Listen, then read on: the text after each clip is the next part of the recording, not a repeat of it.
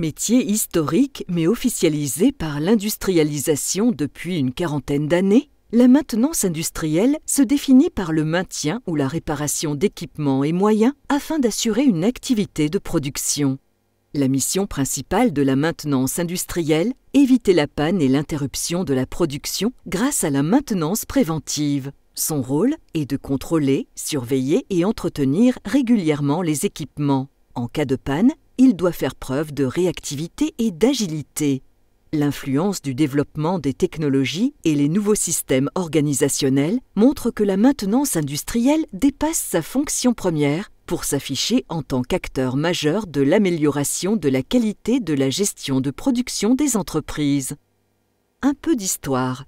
L'ère industrielle a souvent opposé les métiers dits de production et ceux dits d'entretien, anciens noms donnés à la maintenance. Suite à des crises économiques et des réflexions portées sur les moyens de réduire les coûts de production, les entreprises ont repensé leur système organisationnel, donnant de l'ampleur à l'emploi de la maintenance industrielle et formation d'un technicien. Aéronautique, automobile, métallurgie, chimie, le technicien de maintenance industrielle travaille sur une diversité d'équipements.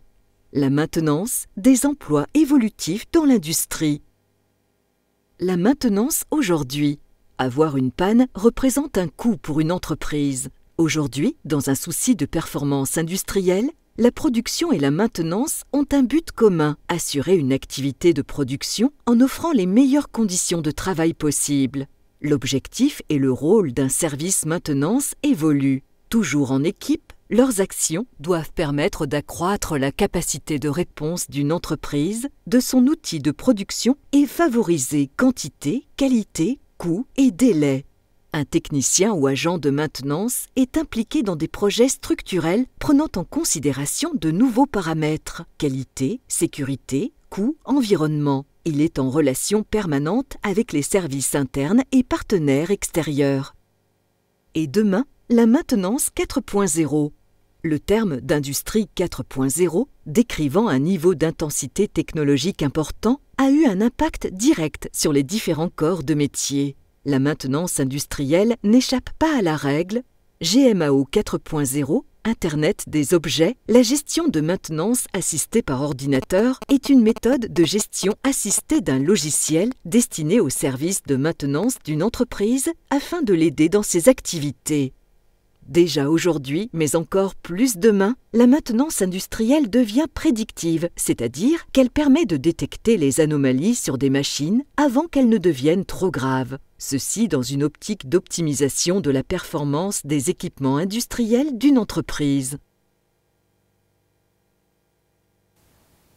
Mais je me tourne directement vers vous, Loïc Chemel de Varagne. Vous êtes, si mes informations sont bonnes, PDG de la société FML et également vice-président du GIMES, le groupement des industriels de la maintenance de l'Est. Ça y est, le mot est lâché, maintenance. Loïc, la maintenance des emplois évolutifs, peut-être, mais d'abord et avant tout, la maintenance pour vous, c'est quoi ? Alors, la maintenance, tout simplement, c'est assurer que le bon fonctionnement des outils de production, qui sont dans quelle cuisine que ce soit, c'est-à-dire qu'aujourd'hui, vous avez des usines qui tournent pour vous fournir aussi bien des aliments que de l'électricité, ou alors produire vos voitures, et vous voulez que vos voitures ou votre aliment soient parfaits. Et pour qu'il soit parfait, il ne faut pas qu'il y ait des machines qui tombent en panne ou qui, dans les dosages des produits alimentaires, se dérèglent. Donc il faut avoir des opérateurs qui interviennent régulièrement et qui vont s'assurer que tout est en état de marche et qui vont anticiper les pannes. On parlait tout à l'heure de maintenance prédictive. Donc c'est pour ça que le métier est de plus en plus compliqué, parce qu'aujourd'hui, c'est pas seulement avoir un tournevis, je dirais la caisse à outils, faire de la maintenance, c'est aussi analyser la machine qu'on a devant soi pour pouvoir dire oui, celle-là, elle va continuer à travailler pendant 15 jours, une semaine, un mois, à voir. Ou celle-là, non, il faut que j'intervienne. Et qu'est-ce que je dois faire pour que je sois sûr que pendant ces 15 jours, je ne vais pas revenir la voir, elle ne tombe pas en panne. Merci Loïc, je reviendrai vers vous dans la suite de cette émission. Je me tourne à présent vers Gwenaëlle Joséphine. Vous êtes RRH chez ThyssenKrupp. le célèbre fabricant de colonnes de direction de la majorité de nos véhicules. Je pense que chez vous, la panne sur une ligne de production, ça doit être certainement votre pire cauchemar. Et du coup, que faisons-nous, que faites-vous en maintenance pour pallier ces effets? Alors on met en place différentes choses. La première chose, c'est qu'on forme nos équipes. Donc toutes nos équipes, de l'agent de fabrication qui charge directement les composants sur les installations jusqu'à l'expert maintenance qui a une connaissance parfaite des installations, tout le monde est formé pour que, je rebondirai sur ce que vous avez dit tout à l'heure, que l'installation ne soit jamais à l'arrêt. Donc notre premier objectif, c'est d'assurer la continuité de l'installation quand on la démarre, jusqu'à la fin, en fin de semaine. Donc notre premier objectif, c'est que chaque personne soit en capacité d'intervenir sur une défaillance, de la comprendre pour pas qu'elle se reproduise. Aujourd'hui, sur votre site de production, combien de salariés? Et sur ces salariés, quelle est la proportion de salariés qui sont dédiés à ces métiers de maintenance et de pilotage de ligne? Alors, on est 1000 salariés sur 3 sites de production.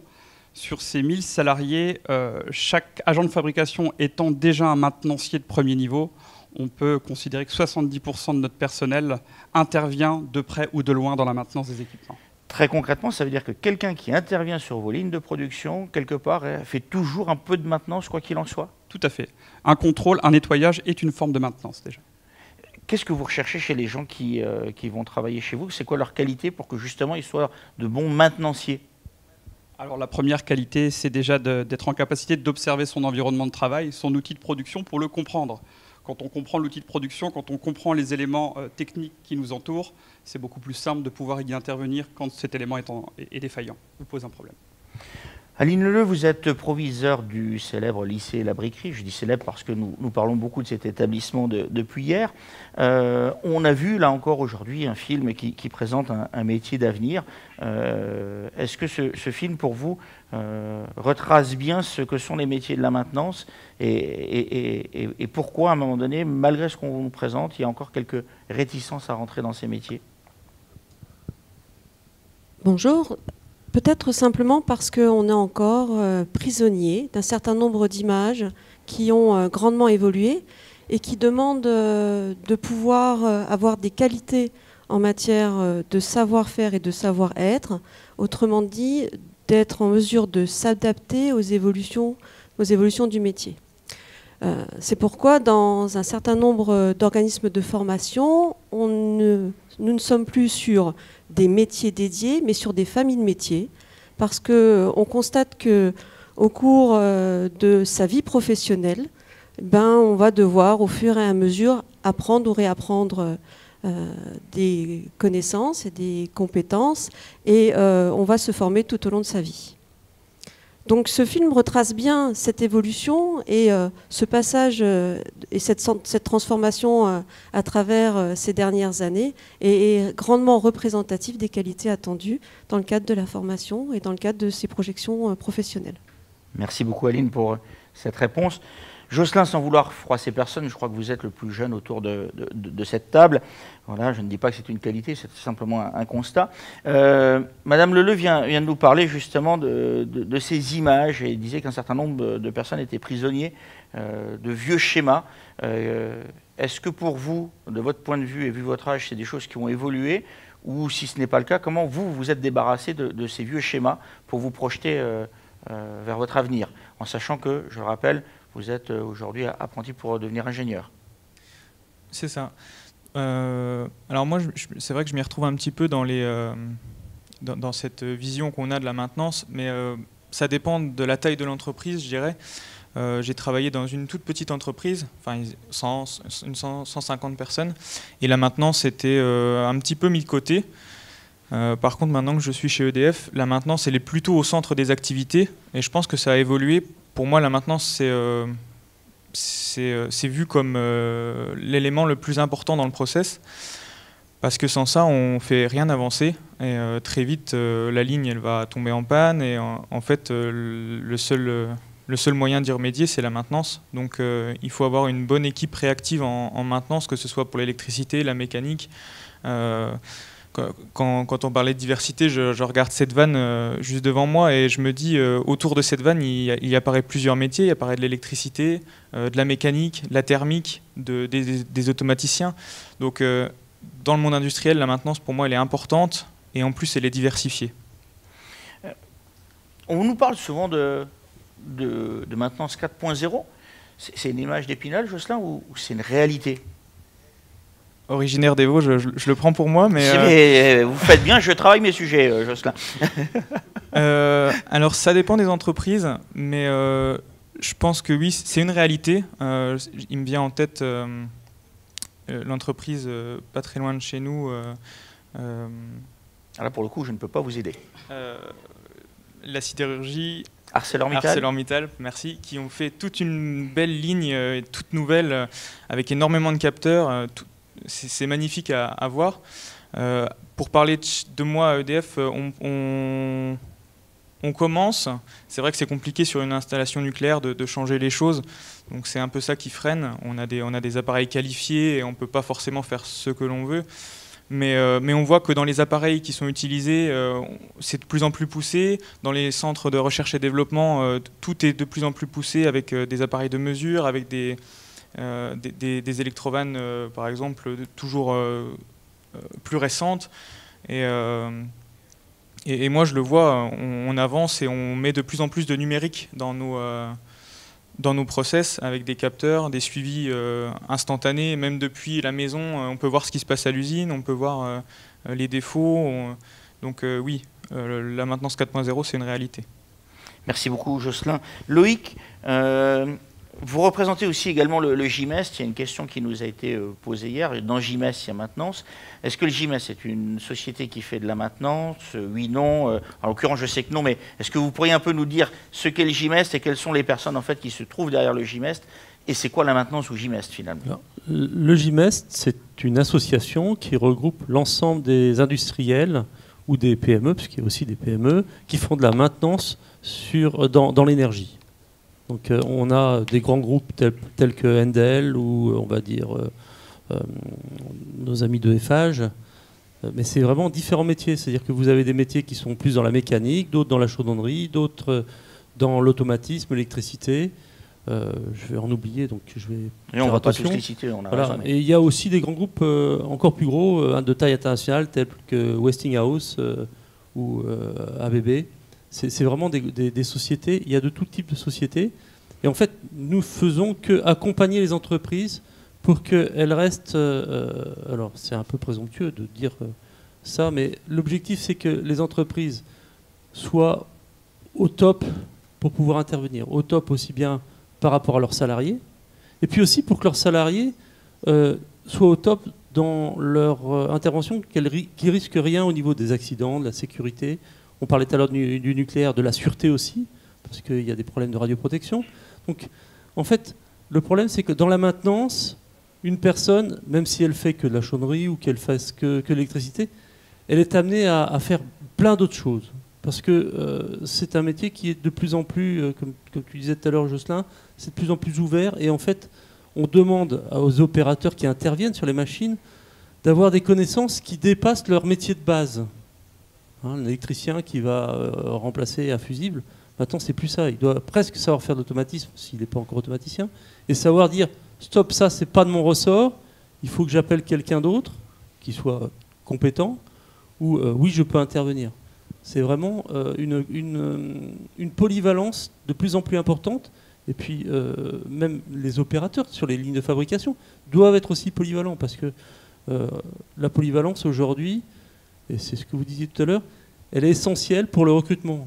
Alors moi, je suis dirigeant d'une PME et j'ai besoin que mon personnel puisse faire plusieurs choses. Gwenaël, vous avez la même problématique et qu'est-ce que vous recherchez auprès des personnes que vous allez embaucher? Comment on détecte quelqu'un qui a ce minimum de niveau de maintenance? Ça se développe, donc on le détecte. Après, ça dépend quel type de profil et quel type de compétences on recherche pour l'entreprise. Mais vous l'avez évoqué tout à l'heure, la maintenance se situe à tous les niveaux de l'entreprise, de l'agent de fabrication jusqu'à l'ingénieur. La première chose qu'on recherche, c'est déjà d'être en capacité, comme je vous le disais tout à l'heure, de comprendre les éléments techniques qui nous entourent. Après, quand on parle de maintenance 4.0, elle est toujours au service des connaissances de base de la maintenance. Quand on parle par exemple de cette pompe, comme on en parlait tout à l'heure, ça reste un élément mécanique qui a été assemblé, et l'électronique qu'on va y ajouter va complexifier le système et va rendre la connaissance relative à cet élément plus difficile. Et en fait, ce qui fait la difficulté, mais en même temps le gros intérêt de ces fonctions-là, c'est qu'elles sont en perpétuelle évolution parce que la technologie évolue tout le temps. Donc on a besoin de gens qui savent s'adapter. C'est la première des qualités de la capacité à apprendre de nouvelles choses pour pouvoir intervenir dessus, tout simplement.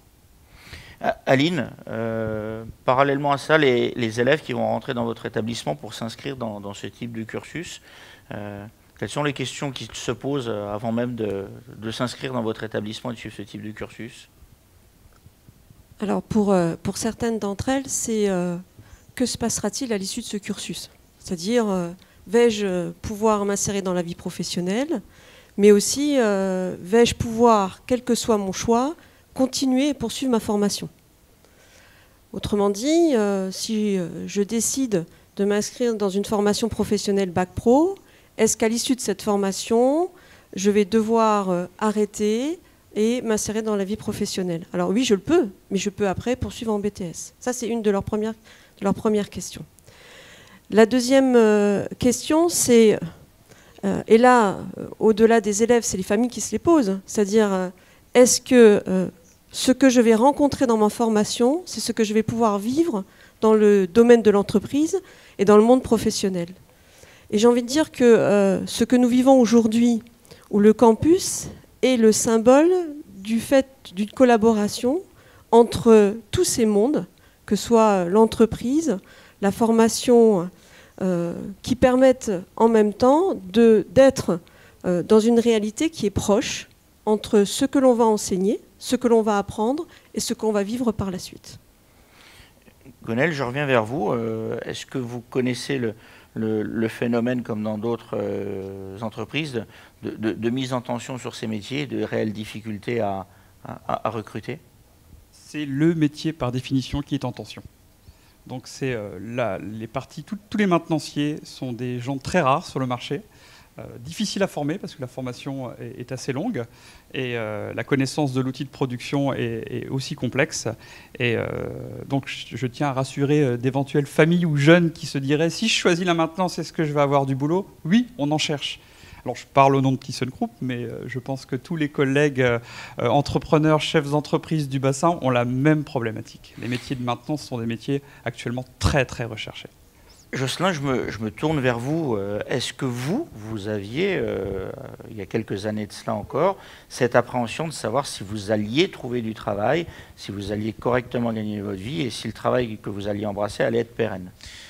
Alors oui, je pense un petit peu comme tout le monde et c'est normal. Donc moi j'ai fait un DUT génie industriel et maintenance avant de faire mes études d'ingénieur, toujours un peu polyvalent, donc électricité et mécanique. Et une fois que j'étais arrivé dans le DUT, je me suis rendu compte qu'en fait j'avais poursuivi en tout cas des études très polyvalentes. J'avais étudié que ce soit de l'électricité, de la méca, de la thermo, de l'automatique. J'avais fait tellement de choses que je me suis dit c'est pas possible de pas trouver. Il y aura forcément un domaine où je vais pouvoir rentrer. Et en fait, quand je suis arrivé un petit peu sur le marché de l'emploi, on va dire, pour l'alternance, tout de suite, je me suis rendu compte que je correspondais à énormément d'offres. Et si on est un petit peu curieux, si on a envie, si on a la motivation, et qu'on est un petit peu polyvalent aussi, je pense que la maintenance, c'est avant tout d'être polyvalent, on peut aller n'importe où très facilement. Loïc, je profite de votre présence pour vous poser une dernière question.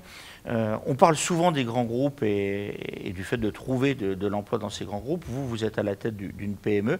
Il y a aussi du travail dans ces PME et vous-même, vous rencontrez les mêmes problèmes que vos confrères, à savoir des difficultés à embaucher? Malheureusement, oui, parce que vous vous doutez bien que dans une PME, on a encore moins le droit à l'erreur. Parce que quand vous êtes 30 personnes, une personne qui est défaillante, ça a beaucoup plus d'impact qu'une personne sur 500 ou 1000 personnes. Donc c'est un vrai souci pour nous. On recherche effectivement en permanence du personnel. On trouve difficilement. Je ne vous cache pas qu'on s'associe effectivement au lycée La Briquerie et puis aux autres formations par l'alternance aussi, puisqu'on a aussi les deux, qui permettent de recruter. Mais c'est un combat de tous les jours pour nous, le recrutement. Loïc, d'après vous, quels sont les freins qui font que les jeunes n'ont pas spécialement envie de venir dans ces métiers? Le frein, c'est qu'on voit le travail de maintenancier comme un travail manuel. Et aujourd'hui, le travail manuel est fortement décrié. Il faut quand même se rendre compte que nous avons des personnes qui gagnent bien leur vie, plus de 3 000 € par mois, c'est quand même pas mal, pour du personnel qui ont des formations, sans avoir une formation jusqu'à ingénieur, des formations bac pro. Donc, quelque part, il faut se poser les bonnes questions. D'abord, il faut se dire, est-ce que j'aurai du boulot? Oui, il y a du boulot. Est-ce que c'est mal payé? Non. Vous l'avez confirmé tout à l'heure, que les gens étaient quand même correctement payés. Et moi, je vous le dis aussi, parce qu'on paye aussi correctement notre personnel. Et l'objectif, c'est que les familles laissent les enfants aller vers ces métiers-là, parce qu'ils vont pouvoir se réaliser. Et en plus, s'ils sont bons, ils vont pouvoir aussi progresser dans la vie professionnelle. Moi, j'ai rencontré dans mon parcours professionnel par le passé des gens qui ont commencé en tant qu'ouvriers et qui ont terminé en tant que directeur d'unité de production. Je pense qu'il y a des possibilités d'évolution, et donc il faut arrêter de dire on n'envoie pas nos enfants dans les métiers manuels. Loïc, merci. Aline, j'ai une question à vous poser. J'ai l'impression que, alors certes, il faut convaincre les élèves et les futurs entrants dans ces formations, mais visiblement, les parents sont aussi également à convaincre. Bien évidemment, parce que même si l'élève va, et ils le savent bien, chacun va pouvoir porter leur volonté et leur choix, il demeure quand même que dans l'esprit de tous, la voie de la réussite, c'est la voie des études longues. Et par conséquent, le fait d'être sur des étapes peuvent amener parfois certains parents à douter, alors qu'il n'y a pas de raison de douter. L'engagement, c'est de faire en sorte que, quel que soit le cursus que l'on choisit, on puisse s'inscrire aussi bien sur des parcours longs que sur des parcours pas à pas. Et donc, chacun peut trouver le moyen de se réaliser s'il a cette volonté de s'engager dans sa formation, tout comme dans sa voie professionnelle. Et l'une des difficultés, parfois, c'est de motiver, surtout quand on ne connaît pas le métier ou qu'on ne connaît pas la formation, et qu'il faut en pousser la porte et être curieux. Et grâce à cette émission, j'espère que certains n'hésiteront pas à être curieux. Depuis hier, je constate que les mots d'ordre restent l'engagement et la curiosité. Loïc, Aline, je vous remercie. On vous retrouvera, Aline, tout à l'heure. Loïc, merci beaucoup. Je sais que votre temps est précieux. Merci d'avoir participé à cette émission.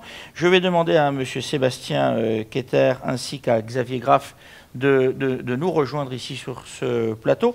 Et en attendant qu'ils arrivent, je voulais poser une question à notre ami Jocelyn. D'après vous, Jocelyn, qu'est-ce qui peut aujourd'hui pousser un jeune à s'inscrire dans cette voie? Si vous aviez, vous, un truc hyper positif à lui présenter, en dehors des aspects financiers. Alors, du coup, il faut que je réfléchisse. Non. Plus sérieusement, les aspects positifs, c'est le fait de venir au travail le matin et la journée, elle est tout le temps différente. On ne trouve jamais les mêmes activités, que ce soit du préventif ou donc quelque chose de prévu ou du fortuit. Il y a toujours quelque chose de différent, que ce soit pour les techniciens qui sont sur le terrain, pour la partie un petit peu plus méthode qui est en arrière et qui est réfléchie sur des plans, sur des constructions de gamme, etc. C'est jamais la même chose. Ça fait 5 ans que je baigne un petit peu dans la maintenance et il n'y a pas une journée qui s'est ressemblée. Je fais de tout dans tous les domaines et c'est ça qui me plaît, c'est d'arriver le matin au travail et de ne pas savoir ce qui va se passer. Hier, on a eu un apprenti qui nous a déclaré qu'il s'amusait. On peut vraiment s'amuser en travaillant? Alors, je le souhaite à tout le monde parce que je pense que c'est comme ça qu'on vit son travail et qu'on le vit au mieux. Moi, oui, je m'amuse. Je viens le matin. Ça me fait plaisir de venir au travail et d'y mettre du mien. pour mettre ma petite pierre à l'édifice et faire avancer les choses. Donc oui, je pense qu'on peut s'amuser au travail. Sébastien Quéter, vous, bonjour, vous représentez Bonjour. Pôle emploi. Oui, bonjour. Malheureusement, je crains que vous nous répétiez à peu près la même chose que ce que a pu nous dire Sophie Gratteau hier, mais je me dois de vous poser un certain nombre de questions. Je ne pense pas qu'il y ait eu de miracle entre hier et ce matin.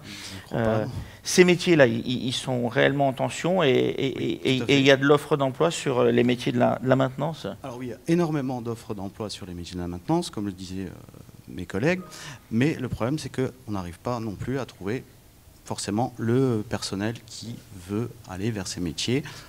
Comme l'ont dit mes collègues, c'est toujours par une méconnaissance du secteur et toujours une image encore ancienne sur les métiers de l'industrie.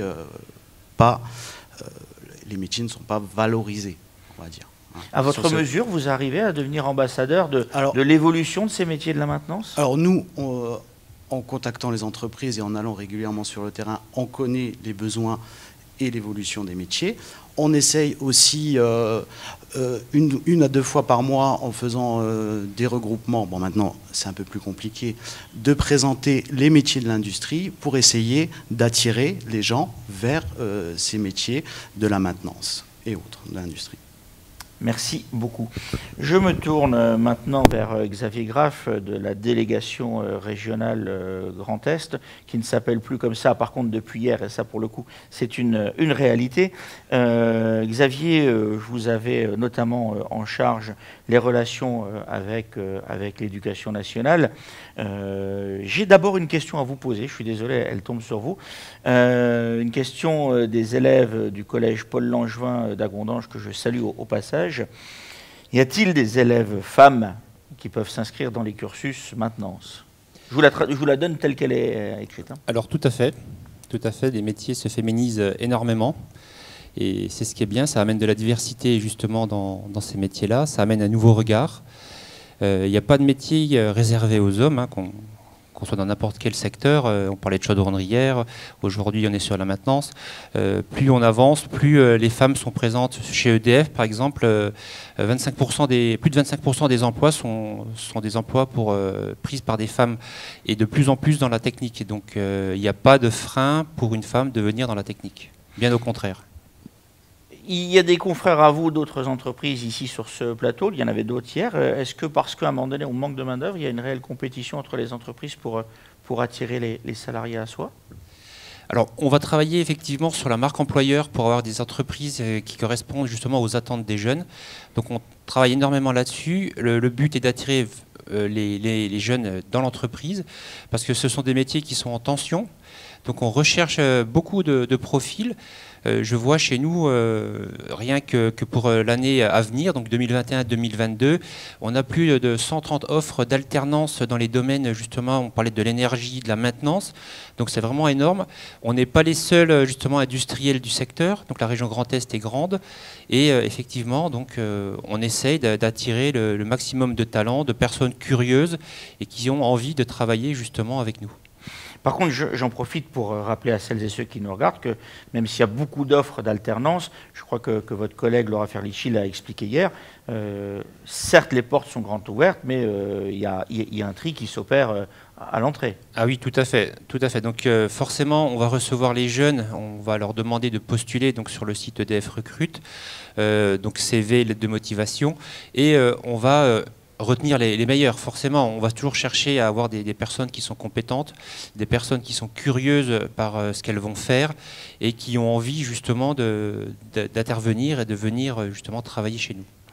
Jocelyn, puisque ce sont des métiers en tension et que finalement vous avez que l'embarras du choix, est-ce à dire, je sais qu'il y a des footeux dans la salle, qu'au moment du mercato, vous avez pu faire vos courses comme vous vouliez pour entrer dans l'entreprise que vous souhaitiez? Alors pour l'alternance, j'ai pas eu à chercher très longtemps. Et aujourd'hui, je vais bientôt rentrer sur le monde du travail donc pour un CDI. Et j'ai déjà eu, une dizaine de personnes qui m'ont déjà contacté en me disant on vous veut dans l'entreprise. Alors c'est du fait de la maintenance et du fait d'EDF aussi et de mon expérience par l'alternance. Donc ces trois éléments réunis ont fait que j'ai l'embarras du choix aujourd'hui que ce soit sur le secteur ou en France, ou à l'international si on maîtrise un petit peu l'anglais aussi. Donc il y a du travail, ici, ailleurs, il y en a, il n'y a pas de souci. C'est valorisant?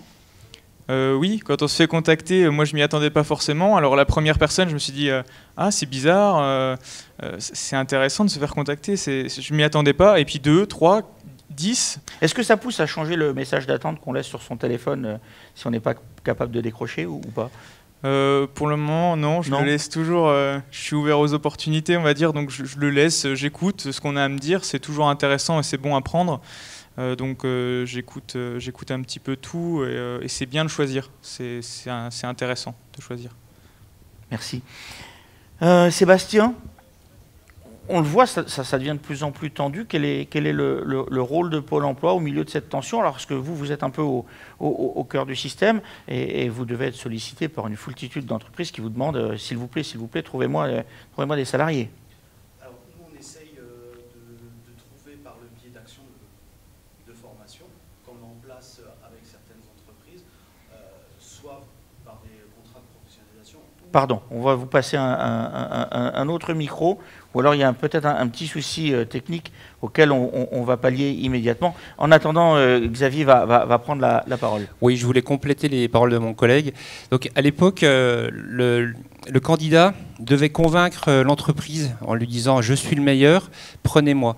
Maintenant, la demande est telle que ça s'est inversé. C'est l'entreprise qui doit séduire le candidat pour que le candidat vienne chez elle.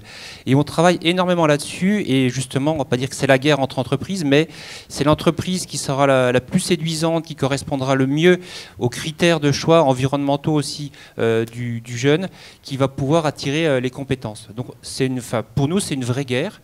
On se compare entre industries et on essaye justement d'attirer tous ces jeunes chez nous, quoi. Et on redonne donc la parole à Sébastien qui disait les difficultés qu'a Pôle emploi pour répondre à la demande de toutes les entreprises qui viennent le solliciter. De grosses difficultés à trouver forcément du personnel dans ces métiers. Alors on essaye de mettre en place avec les entreprises et les partenaires des actions de formation spécifiques en fonction des besoins des entreprises par le biais de ce qu'on appelle des préparations opérationnelles à l'emploi, où les personnes peuvent être formées pendant 400 heures avec l'entreprise et qui, à la fin, leur donne un diplôme, un CQP, un CQPM, pour permettre justement aux personnes qui ne sont pas forcément en capacité ou qui leur manque une petite chose pour atteindre ces métiers, qu'on puisse les former en fonction des besoins de l'entreprise et en partenariat avec un organisme de formation. Merci. Gwenaël, de votre côté, dans ce milieu en tension, qu'est-ce que vous avez à proposer pour attirer de jeunes impétrants qui voudraient rentrer chez vous? On travaille la même chose que mon collègue a évoqué tout à l'heure. La marque employeur est très très importante. Alors, c'est une compétition certes qui est assez saine quand même parce qu'il y a de la place pour tout le monde, mais on est vraiment soumis à la même chose que vous décriviez. Ça nous a vraiment étonnés. Avant, nous choisissions le jeune. Maintenant, c'est le jeune qui nous choisit. On a des candidats apprentis, des candidats stagiaires qui nous ont souvent dit: j'attends, avant de donner ma réponse, de visiter toutes les entreprises. Alors justement, pardon, je vous interromps parce que j'ai cru comprendre qu'au-delà du critère purement financier, il y avait une multitude d'autres critères. Quels sont-ils? Aujourd'hui, un jeune qui veut rentrer chez vous, il vous demande quoi? Alors, il demande ses conditions de travail, ses horaires, les avantages. Alors, il n'y a pas que le salaire, il y a beaucoup d'avantages. Qu'est-ce que propose le CSE à côté? Est-ce qu'il y a des activités à côté de l'entreprise? Est-ce qu'il y a un baby-foot dans le réfectoire? Je grossis un peu le trait, mais ça peut aller jusque-là. La marque entreprise est très importante. Vous savez que maintenant, avec les réseaux sociaux, avec la digitalisation, vous allez sur un moteur de recherche, chaque entreprise est notée, avec des commentaires soit positifs, soit peut-être moins positifs. Tout ça, ça a un impact, parce que maintenant, les jeunes et les étudiants se renseignent, ce qui est une bonne chose. Donc, c'est un travail quotidien. Les conditions de travail, les missions proposées, je pense aussi que c'est très, très important. La capacité de l'entreprise à donner une vraie mission qui correspond au diplôme. Maintenant, je pense que c'est une chose essentielle. Les étudiants sont à la recherche d'un vrai sujet qui puisse leur permettre d'apprendre un métier et pas seulement, on va dire, les tâches de base, mais vraiment quelque chose qui puisse leur permettre de s'épanouir dans l'entreprise. Donc ça, c'est très important. Est-ce que l'évolution de carrière reste aussi un critère important? Oui, c'est très important. C'est une question qu'on a pratiquement systématiquement. Quelles sont les opportunités de carrière dans l'entreprise? Est-ce que je peux continuer mes études dans la même entreprise? Quand je fais ce métier-là, quelles sont mes possibilités d'évoluer vers d'autres métiers? Et là où l'industrie a un atout majeur, c'est que quand vous rentrez dans une entreprise industrielle, quelle qu'elle soit, EDF, ThyssenKrupp et bien d'autres, vous avez tous les métiers du monde. Vous avez parfois même un cuisinier, vous avez des agents d'entretien, vous avez un poste de sécurité, des maintenanciers, des agents de fabrication, des managers, des qualiticiens, des logisticiens. Tous les métiers du monde sont représentés dans l'industrie. Et ça, c'est vraiment un atout. Ça permet de créer des passerelles et beaucoup d'évolution au sein de l'entreprise. Je vous repose la même question que celle qui avait été posée à Xavier Graff tout à l'heure pour EDF. Là. La proportion de femmes aujourd'hui qui sont dans les métiers de la maintenance, elle a réellement tendance à augmenter ou pour l'instant c'est plus un effet d'annonce? Alors, ce n'est pas réellement un effet d'annonce. Est-ce qu'elle a tendance à augmenter concrètement dans les chiffres? Non. Chez nous, nous n'avons pas de... Merci pour votre franchise. Ah oui, c'est clair. Je suis en train de réfléchir, mais je crois qu'on a très très peu de femmes. On les compterait sur les doigts d'une main. L'industrie se transforme, l'image de l'industrie change, et on les voit arriver dans les promotions, dans les écoles d'ingénieurs, dans les cycles universitaires, dans les bacs professionnels. On a un petit peu plus de femmes. Donc si on en a à l'entrée, forcément on en retrouvera à la sortie. Et ça, c'est une bonne chose. Alors je ne sais plus qui parlait tout à l'heure de diversité. Et ça, c'est une réelle force d'avoir une mixité dans nos équipes que pour l'instant, on ne retrouve pas. On vient de faire un processus de recrutement sur 2 promotions de techniciens de maintenance. On parle de 16 personnes. On vient de retenir une candidature femme sur 60 candidats. Voilà la proportion. Jocelyn, vous confirmez qu'aujourd'hui, si certes il y a un peu plus de femmes dans les écoles d'ingénieurs, on n'est pas encore tout à fait à la parité ou... Alors en effet, non, on n'est pas tout à fait à la parité, il y a encore un petit peu de chemin. Pardon, ce qui explique donc qu'à un moment donné, si on forme moins de personnes, on va en retrouver forcément moins dans les entreprises. Voilà. On est d'accord. Tout à fait, mais jusque-là, de mon parcours scolaire, moi, donc j'ai fait un bac S sciences de l'ingénieur, donc déjà orienté industriel, on va dire, plutôt il y a avec SI, donc sciences de l'ingénieur, ou SVT, donc voilà. Il y avait un petit peu... Déjà à l'époque donc de femmes, il y en avait 3 ou 4 sur la promo de 15, on va dire. Après, dans le DUT génie industriel et maintenance, c'était pareil, 3 ou 4 sur la promo de 15. Dans ma promo d'ingénieur, 3 ou 4. Donc ça reste encore un peu faible, mais ces personnes-là vont rentrer dans le monde du travail. Et surtout, vous me confirmez que c'est des métiers qui sont totalement ouverts. Ah oui, bien sûr. Alors là, il n'y a pas de souci. Nous, les dernières personnes qu'on a embauchées au service électrique, donc à la centrale EDF, c'était des femmes. Et elles font leur travail comme un homme. Il n'y a pas de souci. Il n'y a pas de... Même mieux, paraît-il, dans certains domaines. Mais... Je ne suis pas aussi bien, il n'y a pas de problème. Et je voulais aussi rajouter que pour l'image qu'on donnait de la maintenance tout à l'heure, j'y ai repensé, il ne faut pas penser que c'est un métier sale ou quand on est technicien, on a l'impression que c'est des personnes qui vont tremper dans l'huile toute la journée, etc. Mais le métier de technicien, ce n'est pas que ça, c'est aussi revenir au bureau, rechercher dans les plans, réfléchir, c'est quoi le problème, comment on pourrait résoudre ce problème tout de suite, pérennement. Voilà, c'était pour essayer d'un petit peu ne pas trop dégrader l'image du technicien de maintenance qui n'est pas tout le temps dans la boue, tout en bas, qu'on ne regarde pas. C'est pas du tout ça. Merci. Xavier, comme chez Thyssen, à EDF, il y a moyen de faire carrière dans les domaines de la maintenance. Donnez-nous un ou 2 exemples pour démontrer à quel point il existe une multitude de passerelles et, comme le disait M. Keter, des formations tout au long de la vie. Alors effectivement, donc une personne qui va rentrer donc avec un CAP, un bac ou un bac plus 2, en fonction de la carrière qu'elle veut se donner et les moyens qu'elle va se donner, elle va pouvoir évoluer. Donc on parlait d'une personne qui va peut-être commencer par aller au service donc maintenance côté atelier pour connaître le matériel, parce qu'on dit toujours qu'un bon technicien, il faut qu'il connaisse le matériel, donc il faut qu'il passe par l'atelier pour pouvoir évoluer et comprendre justement les différentes difficultés qu'on peut trouver. Et après, par la suite, oui, on peut le faire évoluer, on peut le faire devenir chargé d'affaires et le faire justement monter en compétences pour que ce soit lui qui programme les interventions et non pas qui les fasse. Donc effectivement, on peut évoluer. Alors moi, je peux inciter les jeunes à aller sur le site My Job Glasses.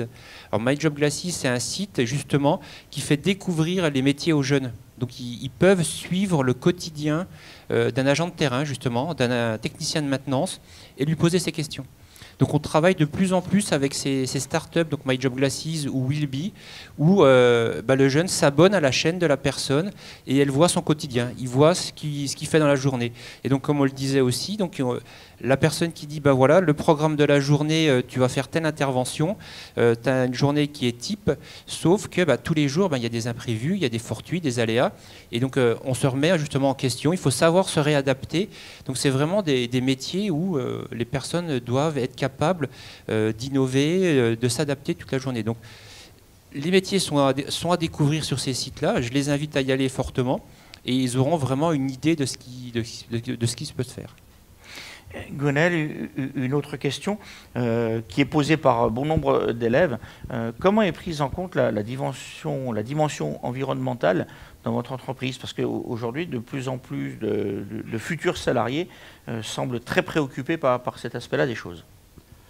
Alors déjà, elle est prise en compte par rapport aux législateurs qui nous imposent une réglementation très stricte et de plus en plus difficile à atteindre, alors sur le sol français, plus largement sur le sol européen, et on peut même dire mondialement, sauf que les restrictions... alors, il y a une vraie volonté des entreprises d'aller vers, on va dire, l'entreprise verte. Comment ça se traduit au quotidien? Ça se traduit par la gestion des énergies. Tout simplement, vous sortez d'un bureau, vous éteignez la lumière. Les ampoules, on passe tout en LED. Ça, je vous donne des éléments concrets. Hein. Ça passe par le recyclage des déchets, ça passe par une forme d'économie circulaire. On essaye de remettre dans le circuit les emballages, d'éviter de jeter un maximum de déchets, mais de les recycler. On parle souvent de bon sens paysan, j'aime bien cette expression-là, il faut juste du bon sens. C'est comme on apprend aux enfants, quand vous brossez les dents, vous éteignez l'eau. On fait exactement la même chose parce que c'est une vraie éducation dans l'entreprise. On essaye d'avoir exactement les mêmes comportements qu'on aurait soi-même à la maison. Je donne un exemple. Vous êtes en plein hiver, vous mettez le système de chauffage et les fenêtres restent ouvertes toute la nuit. Voilà. C'est des attitudes à changer. Merci beaucoup. Sébastien, en espérant qu'on ne vous ait pas censuré, parce que je crois que vous avez quelques problèmes de micro. Je pense que ça va, ça fonctionne. Non, ça a l'air de fonctionner, ma foi, c'est pas trop mal. Est-ce qu'à un moment donné, ce côté, je choisis mon entreprise, vous aussi, côté Pôle emploi, les demandeurs d'emploi, à un moment donné, sont très regardants sur l'image de l'entreprise et décident à un moment donné d'aller se présenter ou pas à un poste en fonction de cette image? Oui. Ils sont aussi très attentifs à l'image de l'entreprise et à nous aussi, quand ils nous demandent, de leur parler aussi de l'entreprise, des avantages qu'elles peuvent leur apporter par notre expertise. Et c'est vrai que les demandeurs d'emploi regardent aussi quelle entreprise est la mieux pour eux et quels sont les meilleurs avantages et comment elles sont bien notées sur les réseaux, etc., pour pouvoir postuler. Comme ils ont le choix aussi, les personnes dans ces métiers-là. Elles choisissent leur entreprise. Celles qui sont inscrites ou qui sont inscrites temporairement à Pôle emploi ont la possibilité de choisir vraiment leur entreprise. Gwenaël, ça veut dire que votre métier a radicalement changé. Non seulement vous notez les gens, si je puis dire, mais vous êtes vous-même noté par les gens. Alors, nous, on note pas les gens. Nous, on les cherche. Vous les cherchez et vous essayez d'apprécier s'ils vont pouvoir travailler chez vous ou pas. Excusez-moi pour l'aspect. Il y a trop de personnes de l'éducation nationale, donc à un moment donné... Par contre, vous avez raison, on nous note. Ce système d'évaluation, alors ça se représente par des étoiles, par des notes, souvent sur 5. Des fois, on est quand même assez limite parce que c'est assez à charge. Hein. Vous avez un commentaire, vous ne pouvez pas y répondre. D'ailleurs, on ne s'amuse pas à répondre aux commentaires. C'est l'image de l'entreprise et c'est ce qu'on fait au quotidien qui amène cette notation. On la subit. Alors des fois, elle nous est favorable, des fois peut-être un peu moins. Alors on a des droits et des devoirs quand on rentre dans une entreprise, hein, donc on a le droit d'essayer de savoir dans quelle entreprise on rentre et de la comprendre, et c'est plutôt une bonne chose. Une très bonne chose. Voilà. Mais on a aussi des devoirs. Vous attendez quoi d'un salarié qui va rentrer chez vous? Alors on a deux choses. Hein. On va évaluer, mais je n'aime pas ce terme d'évaluation. On a des valeurs dans chaque entreprise. L'entreprise a des valeurs. Donc la première chose, c'est que le salarié, la personne qui va rentrer dans l'entreprise, ait la capacité à s'adapter à ces valeurs. On dit souvent que notre système de valeurs est presque plus important que la compétence. La compétence, on peut la développer grâce aux universités, aux écoles. aux formations qu'on a en interne. Par contre, les valeurs de l'entreprise, c'est presque de l'éducation, c'est du savoir-être, savoir se comporter socialement, travailler en équipe, le respect mutuel. C'est des choses comme ça qu'on retrouve dans les entreprises et ça, c'est très important et c'est ce qui fait souvent la différence. À compétences égales, c'est souvent le savoir-faire qui va faire la différence. Le savoir-être, pardon. Je pense que c'est la même chose de votre côté, Xavier. Absolument. Donc, on parlait de notation, de recommandation. Donc je sais que tous les étudiants, enfin les alternants sortants répondent à des enquêtes justement sur AppyTrainer par exemple. Et on sait que par exemple chez nous 90% des alternants nous recommandent. Donc c'est des choses qui sont très regardées parce qu'après quand un alternant veut venir chez nous, comme me disait mon collègue, il ne va pas donner sa réponse tout de suite. Il va attendre d'avoir 3-4 réponses avant de se dire je vais pouvoir aller chez EDF ou je vais pouvoir aller ailleurs. Et il va justement aller sur les réseaux sociaux, voir un petit peu comment est l'entreprise et quelle est sa raison d'être, parce qu'on demande, les entreprises rentrent de plus en plus là-dedans dans les raisons d'être et s'engagent justement pour un avenir meilleur.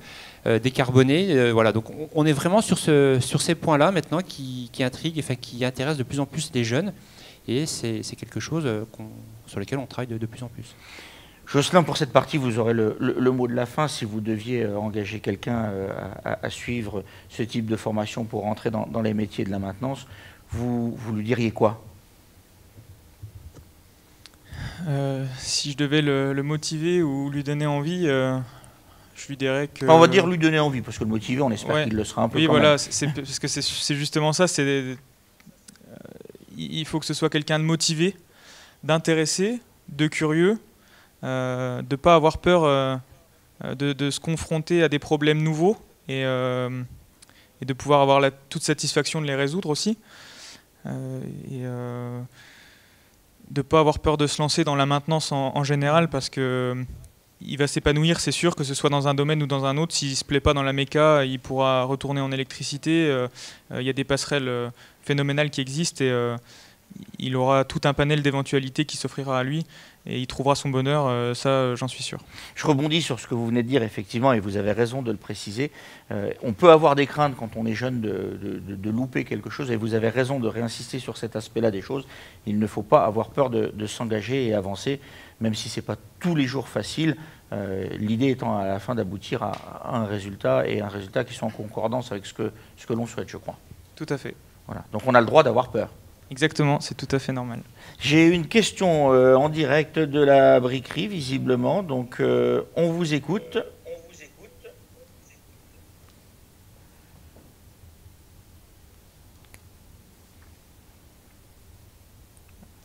Oui, bonjour. Bonjour. Alors, bonjour. J'ai une question pour vous. Est-ce que les conditions de travail sont difficiles? Alors, la question est la suivante. Est-ce que les conditions de travail sont difficiles?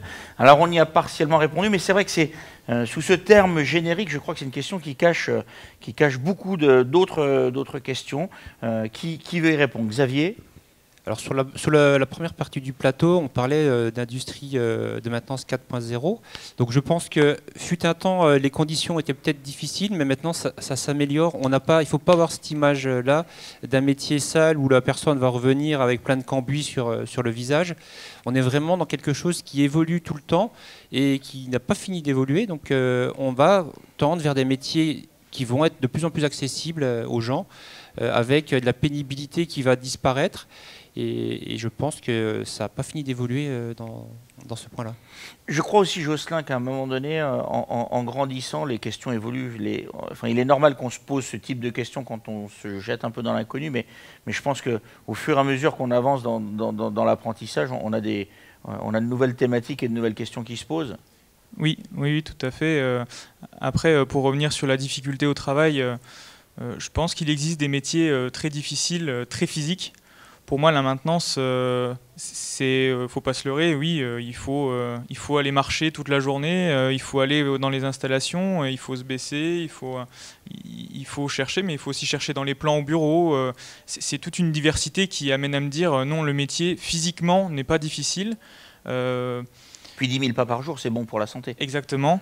Et mentalement, il n'est pas difficile non plus. Ce qu'il faut, si on est curieux, en tout cas, je trouve que c'est super agréable d'aller chercher dans les plans, d'aller chercher les informations, en fait. Et pour moi, c'est pas du tout difficile, ni physiquement, ni mentalement. C'est juste agréable de travailler dans la maintenance.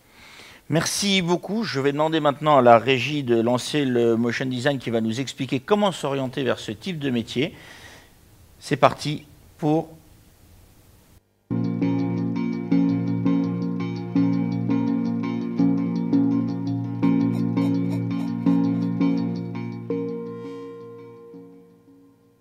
Du CAP au diplôme d'ingénieur, de nombreuses formations existent pour les élèves attirés par les métiers de la maintenance. Ce motion design présente les formations dispensées dans les établissements membres du campus des métiers et des qualifications énergie et maintenance Grand Est, à savoir le lycée polyvalent La Briquerie à Thionville, le lycée des métiers Gustave Eiffel de Talange, l'Institut de soudure à Yutz, l'Université de Lorraine et sa composante l'IUT de Thionville-Yutz, le pôle formation UIMM Lorraine, site Porte de France Thionville. Certaines formations sont dispensées par apprentissage. À l'issue des formations professionnalisantes, vous pourrez entrer dans la vie active. Si vous êtes intéressé par la maintenance des véhicules et souhaitez entrer dans le monde du travail rapidement, choisissez le bac professionnel maintenance des véhicules. Cette formation dure 3 ans. Ce bac pro est accessible après une seconde professionnelle, famille de métiers, métier de la maintenance des matériels et véhicules. À son issue, vous pourrez choisir l'option voiture particulière ou l'option véhicule de transport routier. Après ce bac pro maintenance des véhicules, vous pouvez travailler ou aller en BTS. Les options correspondant à ces 2 catégories de véhicules existent dans le campus. Si vous souhaitez entrer dans le monde du travail rapidement et si vous êtes intéressé par l'industrie, choisissez le bac professionnel maintenance des systèmes de production connectés ou le bac pro pilote de ligne de production.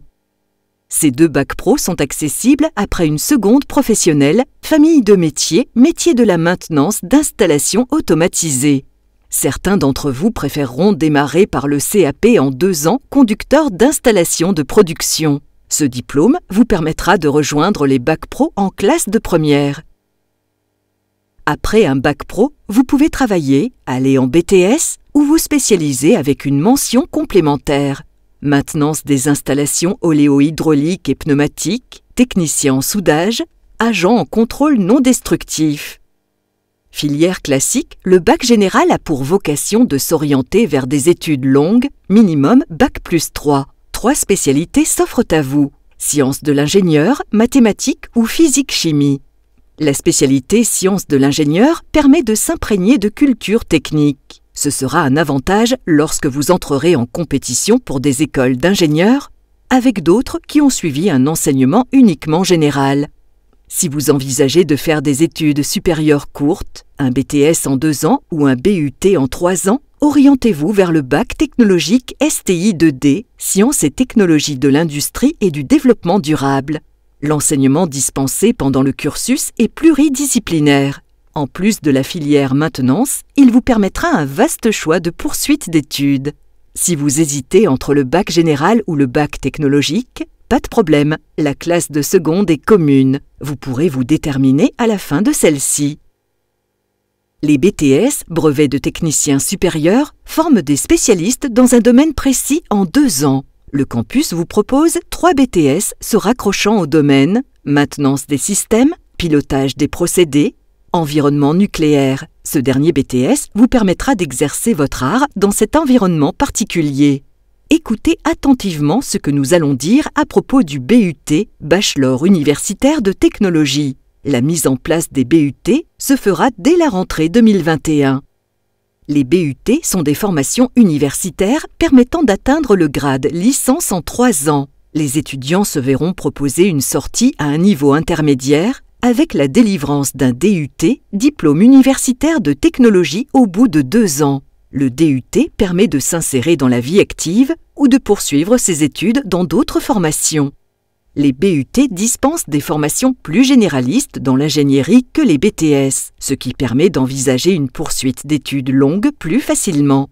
Dans le campus, 2 départements peuvent intéresser ceux qui sont attirés par le secteur industriel de la maintenance et du pilotage des lignes de production. Le BUT Génie industriel et maintenance, le BUT Hygiène, sécurité et environnement.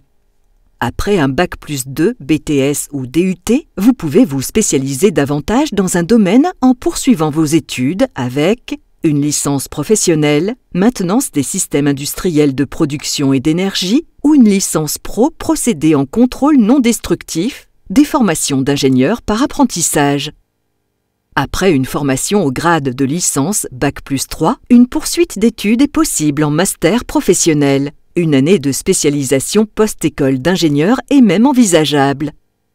De très nombreux parcours de formation sont possibles sur notre territoire. D'autres encore le sont en sortant du campus des métiers et des qualifications, notamment pour les classes préparatoires et écoles d'ingénieurs. Cette présentation n'est pas un document ONICEP. Aussi, pensez à consulter leur site et à rencontrer un psychologue de l'éducation nationale. Renseignez-vous par ailleurs, car de nombreuses passerelles sont possibles. Comme vous le voyez, il existe une multitude de parcours possibles et pour vous aider à vous y retrouver dans cette jungle, je me tourne tout d'abord vers Philippe Baran, directeur du CEO de Thionville. Bonjour. Philippe, bonjour. Oui. Oui, j'ai utilisé le mot jungle qui peut peut-être vous choquer, mais quand on regarde le petit film qui nous a été présenté, ce n'est pas si simple que ça de s'y retrouver.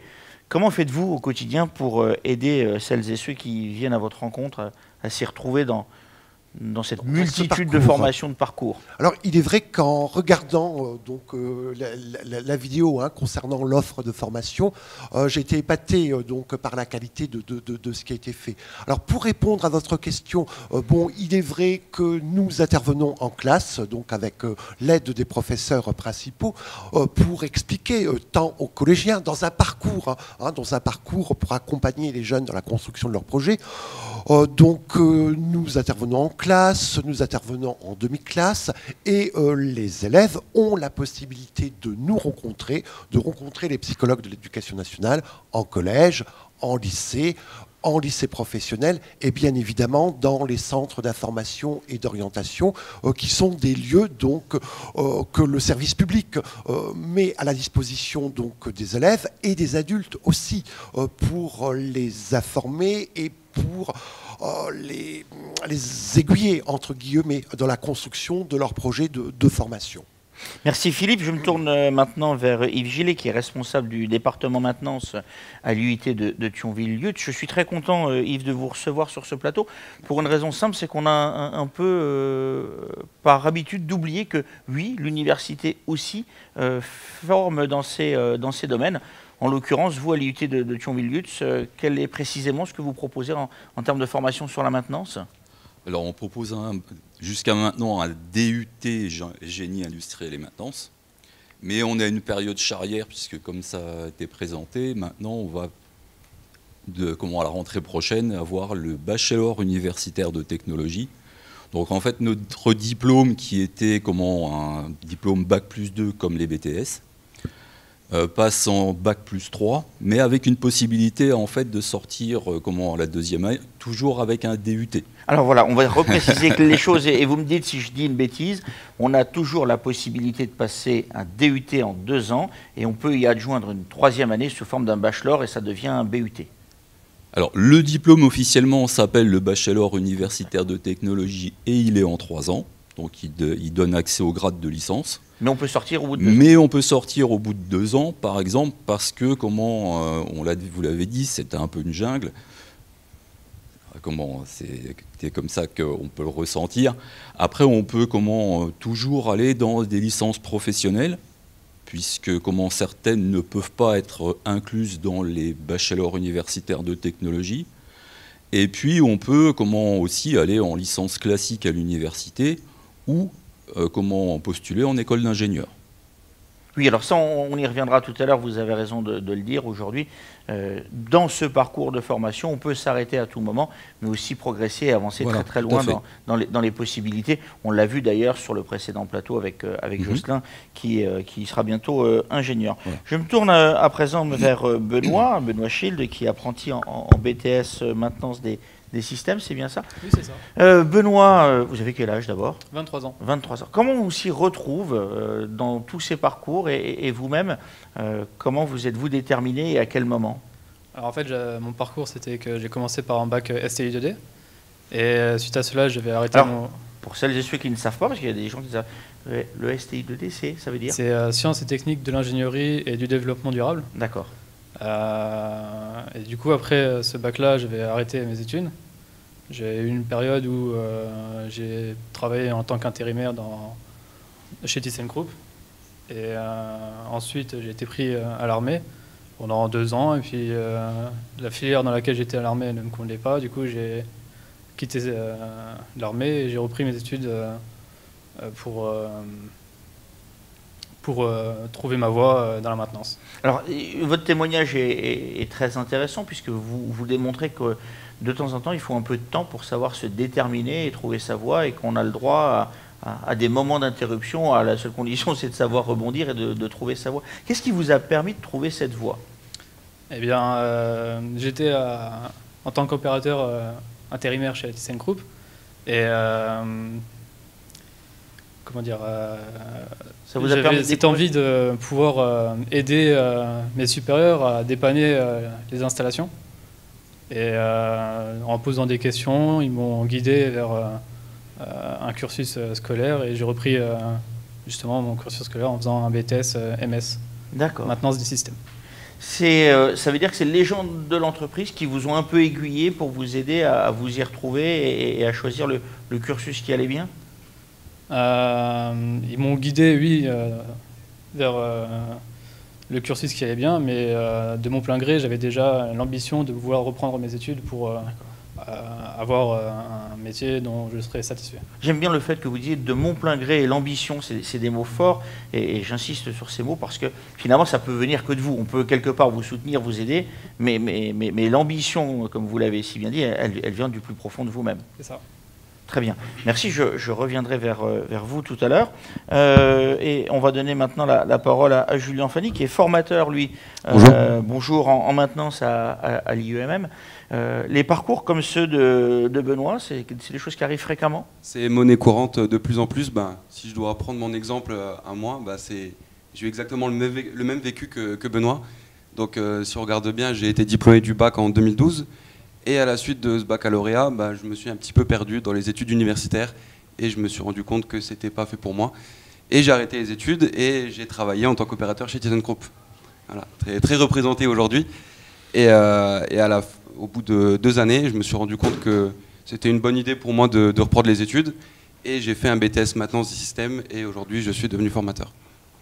Je vais vous embêter encore un tout petit peu. Est-ce que c'est difficile quand on a commencé à travailler de se dire maintenant je reviens un peu en arrière et je me remets sur les bancs de l'école? C'est très difficile, il faut vraiment se remettre en question et puis se dire que c'est vraiment le meilleur choix possible. Il y a aussi l'aspect financier à regarder et puis voilà, il faut vraiment poser le pour et le contre du est-ce que je reprends mes études un peu plus tard que les autres, et puis voilà, je vais être dans une promotion où je sais que je serai un des plus vieux, voire le plus vieux, et puis là c'est le maître mot qui sera là-dedans, ce sera la motivation. Si on est motivé à aller jusqu'au bout, on peut tout faire. Philippe, je reviens vers vous. J'ai déjà posé ces questions hier à vos consoeurs. Oui. C'est difficile à un moment donné de convaincre des gens d'aller dans des domaines techniques qui sont porteurs d'avenir, avec à la fois des salaires intéressants, une pérennité de l'emploi. Qui faut-il convaincre? Les élèves, les parents? Est-ce que c'est un travail au quotidien et au cas par cas? Aiguillez-nous un peu et expliquez-nous quel est votre travail finalement. Alors, mon point de vue, c'est que c'est de la méconnaissance. C'est-à-dire que notre travail dans les équipes, avec les enseignants, effectivement, c'est d'informer. Je crois que tant les jeunes que les familles, parfois tout simplement ne connaissent pas le mot maintenance pour nous est un mot qui a sens, hein, mais je crois que ce mot n'a pas forcément de signification pour quelqu'un qui a 14-15 ans. Donc d'où l'importance de la communication, d'où l'importance du travail que nous faisons ensemble depuis hier sur votre plateau. Je crois qu'il faut communiquer, puis comme le disait monsieur, on peut se former aussi à tout âge de la vie. Et je m'adresse aussi aux parents qui regarderont cette émission. Votre travail a notablement changé. Vous n'êtes plus des conseillers d'orientation. Vous êtes là dans un rôle d'aiguillon et d'accompagnement. Oui, hein, parce que les jeunes ont des centres d'intérêt, ils sont adolescents en construction, il faut qu'ils se découvrent, tout en découvrant aussi leur environnement social, professionnel, d'où l'importance, oui, de notre accompagnement, en sachant aussi que dans les centres d'information et d'orientation, nous recevons aussi des adultes. Monsieur en est une bonne illustration, on peut et on doit se former à tout âge de la vie. Yves, est-ce que les gens qui arrivent chez vous en DUT sont des gens qui sont déjà sur les rails, ou est-ce que ce sont des gens qui continuent de se poser des questions sur les possibilités d'évolution dans leur avenir professionnel et la prolongation d'études? Ça va dépendre des étudiants. Certains viennent chez nous avec des idées bien précises de ce qu'ils veulent faire après. D'autres, viennent, ne nous le cachons pas, hein, un petit peu par dépit, puisque on pense toujours que la maintenance, alors ça a été dit dans la vidéo de départ, hein, au départ, les services de maintenance et d'entretien, c'était la même chose. Et en fait, certains pensent que la maintenance, c'est toujours de l'entretien. Alors que, comme ça a été dit, c'est de plus en plus technique, de plus en plus scientifique, et avec de l'application, bien sûr, il va falloir pouvoir aussi aller sur le terrain et puis analyser la situation. Mais donc ça va dépendre en fait de chacun des étudiants. Mais si je peux ajouter une chose, et c'est vrai pour les filières de BTS aussi, hein, puisque on est tous dans la maintenance, on forme des techniciens à bac+2 pour l'instant, mais avec les licences professionnelles, il y a des BTS qui viennent en fait dans nos licences professionnelles. Si le métier est en tension au niveau des entreprises, il est aussi en tension au niveau des étudiants.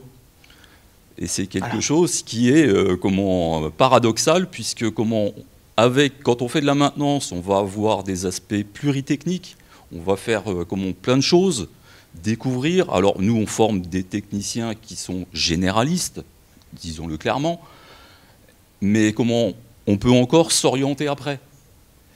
Et les jeunes qui viennent chez nous peuvent poursuivre des études, aller travailler avec des bons salaires, et paradoxalement, on n'arrive pas à les faire venir chez nous, que ce soit en BTS ou que ce soit en DUT. Hein. C'est pareil pour les deux. Justement, Benoît, qu'est-ce qui vous a donné, vous, envie d'aller dans ces filières, justement pour essayer, j'allais dire, de consoler Yves Gillet en disant il y a des gens quand même qui ont envie de s'investir et d'avancer. Voilà. Qu'est-ce qui vous a donné envie? Bien l'envie de me creuser les méninges pour, au final, résoudre des problèmes qui interviennent sur la ligne de production. Votre apprentissage aujourd'hui, vous le faites où? Au pôle formation UMM de Lorraine. D'accord. À Lutz. Et dans quelle entreprise? Chez ThyssenKrupp. Chez ThyssenKrupp. Vous avez d'abord trouvé le lieu de votre apprentissage et ensuite vous êtes allé vers le pôle de formation, parce que c'est une question qu'on nous pose souvent. Alors, non, par contre, je vous demandais de rapprocher un peu votre micro. Non, du coup, j'ai plutôt trouvé l'entreprise avant, que j'étais en intérimaire chez eux. Je me suis quand même renseigné sur les différents forums de formation où les écoles, différentes écoles pouvaient se présenter. Et j'ai aussi participé à un job dating pour voir quelles possibilités d'entreprise j'aurais pu aller dedans. Est-ce que c'est important, en tout cas, est-ce que ça a été important pour vous, à un moment donné, d'aller au sein d'une entreprise, d'être intérimaire pour justement savoir un peu ce qui s'y passe, j'allais dire prendre la température, goûter au métier avant de se lancer finalement dans cet apprentissage? Bien, pour ma part, j'ai été lancé en intérimaire dans une entreprise, puisque suite à mon bac, je ne savais plus, je n'avais pas trop d'idées vers où me diriger. Et il fallait que je fasse quelque chose de ma vie, je n'allais pas rester les bras croisés chez moi. Donc oui, c'est une étape à franchir, devoir aller dans une entreprise pour voir effectivement comment la vie en entreprise se passe. Philippe, le cas de Benoît n'est certainement pas un cas isolé ni particulier. Je pense que c'est votre quotidien. Bon, oui, j'ai beaucoup apprécié donc le contenu de vos propos. Hein, c'est intéressant. C'est vrai que il y a un moment où voilà, une décision a été prise. Alors pour répondre à votre question, oui. Donc on a des jeunes et c'est normal. Nous l'avons été nous aussi, qui peuvent hésiter, qui peuvent ne pas connaître, qui ont besoin d'explorer. Vous êtes passé par différentes formations, différents lieux de travail. Donc avant de prendre une direction et de prendre le chemin qui convient bien donc à la personne. Sincèrement, est-ce qu'à un moment donné, vos choix ont été dictés par des opportunités qui se sont présentées par hasard à vous, ou vous avez pris les choses à bras-le-corps en vous posant des questions et en recherchant? On va dire que c'est un petit peu des deux. Donc dès que je suis entré dans une formation, j'ai essayé toujours de voir les bons côtés des choses et j'ai toujours essayé de voir un petit peu s'il y avait matière à gratter un petit peu dans cette opportunité. Et quand je suis arrivé au pôle formation en 2016, du coup, au bout de 6 mois, je me suis vraiment rendu compte que la relation entre les formateurs et les formés a été vraiment exceptionnelle. Et du coup, c'est ce qui m'a vraiment donné l'envie de continuer dans cette branche. Si ce n'était pas tout de suite, ça aurait été plus tard. Je sais que le métier-là, je voulais m'y orienter tôt ou tard. Comme vous êtes très jeune et que l'avenir est devant vous, est-ce que vous pensez formateur un jour, formateur toujours, ou vous pensez qu'à un moment donné, les métiers de la maintenance peuvent vous amener vers d'autres horizons? Je prends les choses au jour le jour. Pour l'instant, je prends un plaisir immense de travailler avec des apprentis comme Benoît et franchement, c'est pas du tout à l'ordre du jour de changer ça. Philippe, avant que vous quittiez ce plateau pour laisser votre place à Aline Leleu, oui. Si aujourd'hui je suis parent ou élève et que je cherche des informations, le CIO est la première porte à pousser ou est-ce qu'il y a d'autres alternatives possibles? Donc les centres d'information d'orientation, oui, hein, en rappelant que c'est un réseau national qui dépend du ministère de l'Éducation nationale, de la jeunesse et des sports. Donc les conseillers qui travaillent, les psychologues qui travaillent peuvent être rencontrés tant dans les CIO qu'en établissement scolaire. Et il y a aussi l'importance donc des professeurs, notamment donc des professeurs principaux sur lesquels les élèves peuvent compter et que l'on informe aussi donc sur les métiers de la maintenance, sur les métiers de l'industrie et nous continuerons à le faire. Ça me semble essentiel de manière à ce qu'eux aussi puissent relayer l'information aux jeunes comme le font les psychologues de l'éducation nationale. Ça me semble essentiel. Philippe, merci beaucoup pour votre témoignage. Je vais vous demander de quitter, si vous voulez bien, le plateau et Benoît également pour laisser la place à Aline Leleu. Et je vais demander aussi à Dylan Furlan de nous rejoindre ici sur le plateau pour attaquer la dernière partie de cette émission, car le temps passe très très vite. Faut-il finalement suivre un apprentissage ou des études plus classiques? Je me tourne d'abord vers vous, Aline. Quel est votre point de vue sur cette question, sachant qu'il ne s'agit pas d'opposer les deux parcours? Vous avez tout à fait raison. Non seulement il s'agit de ne pas les opposer, mais parfois la vie et les activités montrent qu'ils sont complémentaires. Et que plus on va avancer dans le temps, plus ce qui est important, c'est la formation qui est proposée, peu importe le statut, que l'on soit en domaine scolaire ou que l'on soit en domaine d'apprentissage. Les deux concourent à amener des personnes qui vont réussir dans le métier et qui vont en même temps avoir les éléments de connaissance et de compétences. Ce qui est important, c'est que l'élève trouve la voie qui lui correspond le mieux. Et si, pour qu'il puisse se construire, il a besoin d'avoir un temps de formation en entreprise, alors c'est cet organisme de formation-là qu'il doit choisir. S'il a besoin de confirmer sa maturité, c'est-à-dire de grandir, de prendre le temps de réfléchir pour construire davantage son parcours, alors il peut, dans ce cas-là, être sur une voie qu'il connaît jusqu'à présent, c'est-à-dire le domaine scolaire. Yves, est-ce que les jeunes qui viennent chez vous à l'IUT profitent aussi de cette période pour se poser les bonnes questions et déterminer si par la suite ils vont continuer ou pas vers les voies de l'apprentissage ou suivre un cursus traditionnel. Et comment vous les aidez à se déterminer dans ce cas-là? Alors, comme ça a été dit, ça va dépendre de l'étudiant qui va choisir ou pas, suivant son niveau de maturité, s'il va aller ou pas vers l'apprentissage, en sachant que le DUT jusqu'à maintenant n'était pas en apprentissage. Par contre, nos licences professionnelles, donc elles ont été citées tout à l'heure, elles sont en apprentissage. Donc là, ça va dépendre du jeune, de son envie. Et comme pour le DUT, il n'y avait pas la possibilité. Donc le BUT, normalement, on va essayer de mettre l'apprentissage en place. Donc pas dès la première année, mais plutôt vers la deuxième année. Et à ce moment-là, oui, on pourra les orienter vers l'apprentissage ou pas. Mais c'est un choix personnel. Donc nous sommes bien d'accord et on peut l'affirmer clairement, à partir de maintenant, l'apprentissage c'est aussi possible quand on rentre à l'université. Ah ben c'était déjà possible en licence professionnelle. En licence pro, mais maintenant on peut descendre d'un... Il faut qu'on voit nos partenaires pour qu'on mette en place l'apprentissage. Puisque ça ne se fait pas tout seul. Oui, on est bien d'accord. Il y a des choses qui sont un peu complexes à mettre en œuvre, mais c'est en perpétuelle évolution. C'est en évolution. Dylan Furlan, vous êtes formateur maintenance? Oui. À l'IUMM, bonjour. Bonjour. Quels sont les avantages d'être en apprentissage? Les avantages sont relativement nombreux. Un apprenti, il a un statut salarié, ce qui apporte tous les avantages du statut salarié aussi, donc un salaire. Alors pardon, je vous interromps, ce qui apporte des avantages, on est sûr, mais aussi les inconvénients qui vont avec. Il faut quand même bien préciser qu'à partir du moment où on est en apprentissage, je le répète depuis hier de manière incessante, on n'est plus tout à fait à l'école, on n'y est même plus du tout, on a un contrat de travail. C'est ça. On fait partie intégrante d'une entreprise. Oui. On est d'accord. Pardon. Il n'y a pas de souci. Du coup, par rapport aux avantages, c'est que en apprentissage, que ce soit en entreprise ou dans un centre de formation, on va être guidé par rapport au métier qu'on veut apprendre. C'est-à-dire qu'on va avoir tous les apports théoriques dans le centre de formation, ainsi qu'un petit apport pratique, qui est assez conséquent quand même.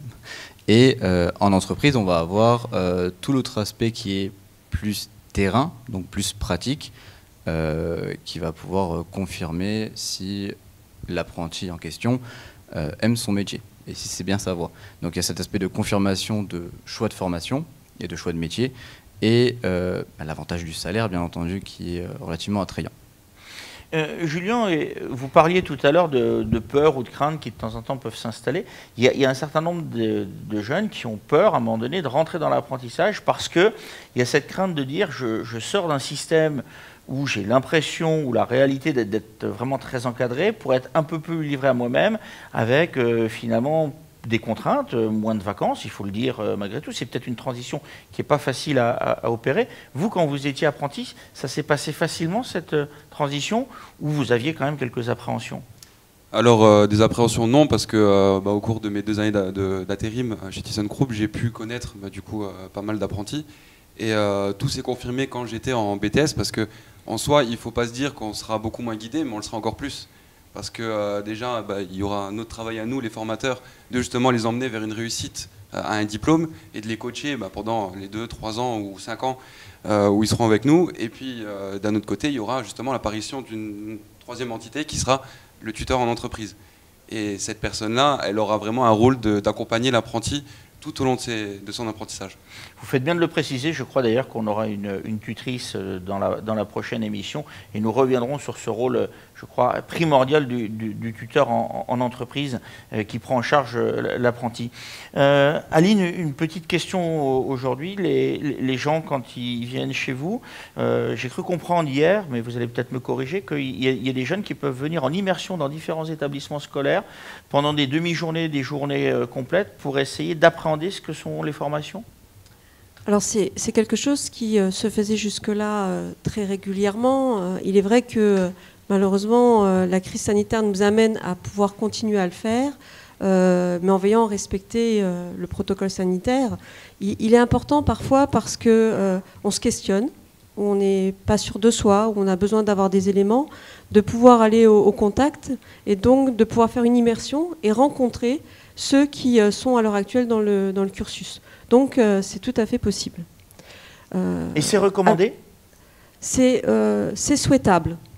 C'est souhaitable parce que soit ça infirme un choix, mais en même temps ça permet d'en découvrir d'autres si d'aventure on se questionne encore. L'autre point, c'est que tous les formations vont proposer, même si ce n'est pas forcément en présentiel, de pouvoir en distanciel répondre à un certain nombre de questions et de faire découvrir les plateaux techniques, les enseignements, rencontrer des jeunes gens qui sont eux-mêmes dans cette formation. Donc si on a un doute, rien n'empêche en tout cas de pouvoir le demander. Yves, il est possible de faire la même chose du côté de l'IUT ? J'allais vous demander la parole pour le confirmer, puisque j'ai anticipé, voilà. Oui, on fait comment ? Alors évidemment, avec la crise sanitaire, en ce moment, c'est un peu plus complexe, mais effectivement, on a des gens qui viennent des jeunes qui viennent en immersion chez nous pour découvrir un petit peu la formation et voir ce qu'on y fait. Et donc, Dylan, même punition, est-ce que j'ai le droit de pousser la porte de l'UMM pour voir dans un pôle formation comment ça se passe ? Oui, bien entendu. Donc on fait nous aussi des immersions, que ce soit une personne par une personne. On fait beaucoup de portes ouvertes, donc c'est-à-dire qu'on va faire visiter le centre à généralement un jeune, ses parents s'ils veulent, pour leur présenter les différents métiers qu'on propose. Et on est toujours apte à renseigner ceux qui viennent toquer à notre porte. Quand des jeunes poussent la porte de votre établissement, c'est quoi les principales questions qu'ils viennent vous poser ? Alors, en règle générale, s'ils viennent nous voir, c'est qu'ils se sont un peu déjà renseignés sur notre centre de formation. Donc ça va être quel type de formation je peux faire, quelle est la poursuite d'études que je vais pouvoir faire, parce que c'est aussi ça qui est intéressant. Vers quelle entreprise je vais pouvoir me tourner. Donc on les accompagne aussi vers les différentes entreprises que l'on connaît. Et ce serait à peu près tout. C'est les plus grandes questions qui sont posées. Les jeunes poussent la porte seuls ou ils viennent souvent accompagnés de leurs parents ? Alors en fait, tout va dépendre de l'âge. Il y en a relativement, les mineurs viennent accompagnés de leurs parents. Les majeurs, s'ils peuvent, viennent sans. D'accord. Pour moi, c'est juste une question d'âge, parce que j'ai vu hier dans certains témoignages que des gens ont aussi besoin, même passé l'âge des 18 ans, besoin d'être accompagnés pour être rassurés par leurs parents. Ça peut arriver. Alors, je dirais pas que c'est monnaie courante, mais en règle générale, nous, on reçoit les parents et le jeune qui est mineur. C'est pas nous qui bloquons l'accès aux majeurs et les parents, hein. C'est juste que généralement les majeurs viennent d'eux-mêmes parce que c'est leur choix, encore une fois, et ils veulent se renseigner pour eux. Mais ça peut arriver que des fois les parents sont là pour les épauler. Julien, votre collègue a dit qu'on pouvait trouver des informations au préalable et que les gens se renseignaient au préalable. Ils se renseignent où ? Alors ils peuvent se renseigner sur Internet, ils peuvent se renseigner... Souvent c'est notre communication... Pardon, mais oui. je vais peut-être vous blesser, mais je crois que le mot IUMM, c'est pas un truc qu'on va taper naturellement sur Internet pour vous chercher et vous trouver. Mais je me trompe peut-être. Non, c'est fort probable. Après, ce qui est bien, c'est qu'on est très très impliqué aussi dans les réseaux sociaux. Donc on a une page Facebook, on est sur LinkedIn également. Donc voilà, il y a beaucoup de possibilités de nous trouver. Et si c'est pas par la voie numérique, on va dire, il y a beaucoup de bouche à oreille qui se fait. On essaye d'apparaître, bon ça c'était surtout d'actualité avant la crise sanitaire, on essaye d'apparaître un petit peu partout pour donner de la visibilité à l'établissement et puis essayer de leur donner le plus de communication possible. Yves, même question, comment trouver des informations sur ce que vous proposez à l'UIT ? Et puis je pense qu'on va peut-être pas se cantonner à Thionville, il y a Metz qui est pas très loin et... Déjà, je pense que les jeunes dans les lycées savent qu'il y a des BTS, des DUT. Le DUT, il est déployé sur toute la France. Il y a 25 départements génie industriel et maintenance, pour vous donner un exemple. Donc, on peut trouver ça sur le site qui regroupe tous les départements génie industriel et maintenance, mais d'autres, parce qu'il n'y a pas que le DUT génie industriel et maintenance, il y a génie mécanique et productique, à l'IUT de Thionville, sont la technique de commercialisation, hygiène, sécurité, environnement et génie biologique. Donc le DUT, c'est une formation qui se décline en plein de diplômes et c'est un réseau national. Aline, c'est à vous que revient le mot de la fin. On l'a vu tout à l'heure avec Philippe Baran, il y a un certain nombre de possibilités auprès du CIO. Est-ce qu'on peut intervenir directement aussi auprès de votre établissement pour avoir des renseignements ? Oui, bien sûr. Chacun peut, sans hésitation, prendre les coordonnées de l'établissement ou même se rendre sur le site du lycée pour avoir soit les informations, mais aussi avoir les coordonnées qui permettent de contacter. Je crois qu'on a aussi cette chance d'avoir un site dans le cadre du campus qui est des énergies des métiers, qui en même temps apporte un ensemble d'informations sur toutes ces formations en lien avec la maintenance et qui peut apporter des éléments de réponse. Alors on est soit sur, comme chacun d'entre nous, un contact dit traditionnel, c'est-à-dire on peut ouvrir la porte pour obtenir un rendez-vous, aller en immersion, contacter téléphoniquement ou se renseigner via les réseaux sociaux ou via les sites des établissements. Aline, merci beaucoup. Voilà, nous sommes arrivés au terme de cette émission. J'espère qu'on a répondu à la majorité de vos questions. Effectivement, comme le disait Aline Leleu, le message est dense et donc vous pourrez retrouver une multitude d'informations sur le site des energiesdesmétiers.com, site sur lequel d'ailleurs on reroutera vers différents autres sites, dont ceux de l'IUMM qu'on trouve peut-être pas forcément naturellement. Pardon, excusez-moi, je vous taquine. Vous pourrez également y retrouver des vidéos, des fiches métiers et toute une multitude de contacts qu'il ne faudra pas hésiter à solliciter. Avant de vous quitter, il me reste à remercier toutes celles et ceux qui ont participé à ce plateau. Merci pour vos apports précieux. Je remercie aussi également l'ensemble des partenaires de ce campus et un peu plus particulièrement les élèves et enseignants de l'IUT de Thionville-Lutz qui nous ont permis de construire cette émission. Un clin d'œil particulier à François Eckel qui a mené de main de maître cette émission et plus particulièrement l'ensemble du dispositif. Merci à toutes et à tous. À très bientôt. Au revoir.